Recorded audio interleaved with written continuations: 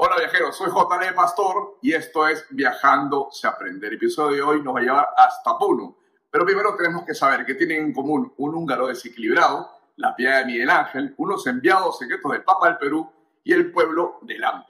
Acompáñame a ver esta curiosa historia. En 1972, un húngaro bastante desequilibrado entra a la Basílica de San Pedro en el Vaticano, saca un martillo del saco y empieza a darle martillazos a la piedad de Miguel Ángel. Los turistas y los guardias que estaban en el recinto en ese momento lo pudieron detener a tiempo, pero el daño ya estaba hecho. La cara de la Virgen María estaba destrozada, lo mismo que una mano y una mano de Jesucristo. Ahora tenían que ver cómo arreglarla. ¿Pero qué tiene que ver esta historia con Puno? Pues resulta que en el pueblo de Lampa el mayor benefactor era Enrique Torres Belón, un millonario que había nacido ahí y que se había dedicado a la minería, acumulando una gran riqueza.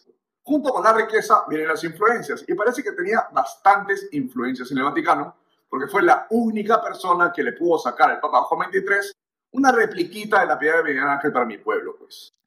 El Papa acepta y fue así que en 1960 finalmente llega esta especial réplica a Puno.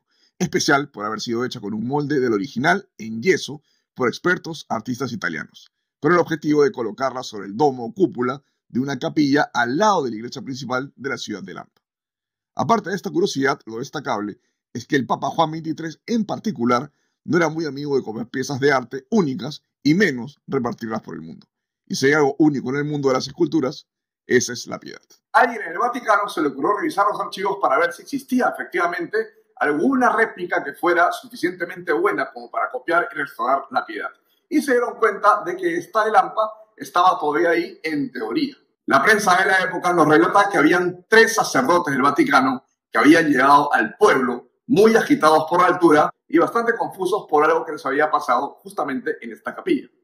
Porque al entrar a la capilla y ver la punta del domo, se dieron cuenta que esa réplica no era la réplica que había mandado el Papa Juan XXIII. Primero porque era negra y segundo porque estaba hecha de aluminio. ¿Dónde estaba el original? Los enviados del Papa quedaron totalmente desconcertados y fueron a la municipalidad de Lampa a preguntar qué había pasado, porque esa no les servía para restaurar la cara de la Virgen María que estaba ahora destrozada por este húngaro. ¿Cuál sería su sorpresa al llegar a la municipalidad? Que al preguntarle a un empleado si sabía algo sobre el tema, le dice: creo que tengo lo que necesitan. Abre la puerta de un almacén en la parte de atrás de la municipalidad y se dan cuenta que ahí está la estatua de yeso basada en el molde exacto de la piedra. ¿Qué había pasado? Que cuando quisieron poner esta donación del Vaticano en la cúpula, se dieron cuenta que si la ponían se iba a caer porque pesaba aproximadamente 1 tonelada más de lo que resistía la capilla. Entonces, el señor Belón llamó a su amigo el Papa y le dijo: ¿me das permiso, por favor, para hacer una réplica en aluminio? El Papa, ya a estas alturas bastante asado, le dijo: hazla, pero por favor, destruye la de yeso para que solo haya una. No quiero más réplicas así en el mundo, salvo la que está acá en el Vaticano. Sin embargo, quién sabe, ese mismo Torres Belón, alguien de la iglesia o alguna autoridad de Lampa, decidió que mejor no, que no iban a cumplir la promesa a pesar de las maldiciones que podrían caerles por desobedecer al mismísimo Papa. Y escondieron la réplica más exacta de la famosa escultura en una habitación olvidada de la municipalidad de Lampa. Cabe aclarar que el Papa Juan XXIII había muerto algunos años antes y que parece que este secreto se había ido con él a la tumba y era solamente entre él y Torres Belón. Por eso los enviados del Vaticano nunca supieron lo que estaba pasando y de ahí la confusión. Ya se acaba esta bizarra historia. Finalmente, al encontrar la réplica de yeso, pudieron tomar las medidas exactas del rostro, la mano y todo lo que estaba roto en la piedad del Vaticano y la pudieron restaurar exactamente igual. La piedad original, restaurada con este molde lampeño, se puede ver todavía en el Vaticano.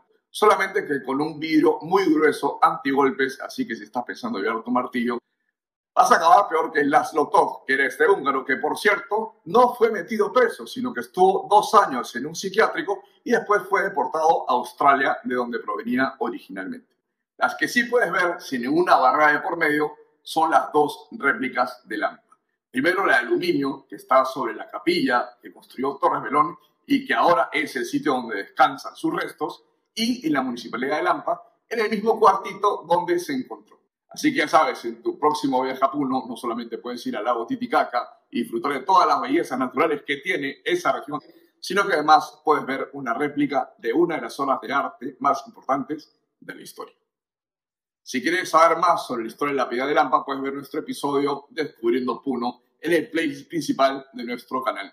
Soy JL Pastor y acuérdate que viajando se aprende. Chao.